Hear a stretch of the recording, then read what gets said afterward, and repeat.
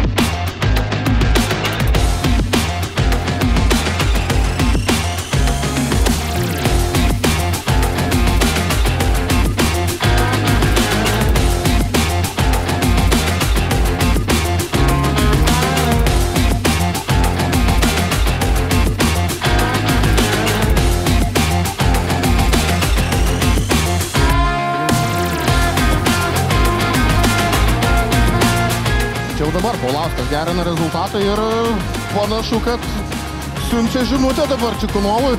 Nelabai jis nori tą prizą atiduoti. 6 taškai, maksimalus pataikymas pirmajame taške ir toliau. Meta tarsi neužsikirsdamas. Vienas pramestas metimas per pirmasias 2 serijas. Na, bet kokiu atveju tai yra labai solidus rezultatas. 20 taškų.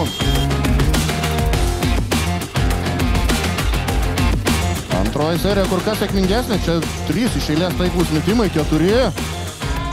Ir grįžta Žilius čia į lenktynės. Maksimaliai gera jo serija, kuri tęsiasi ir toliau. Dar yra šansų, bet labai lemiamas svarbos metimas čia ir jo nėra. Sveikinimai Edvinui Paulauskui iškovojus moksleivių krepšinio lygos snaiperio konkurso nugalėtojo titulą.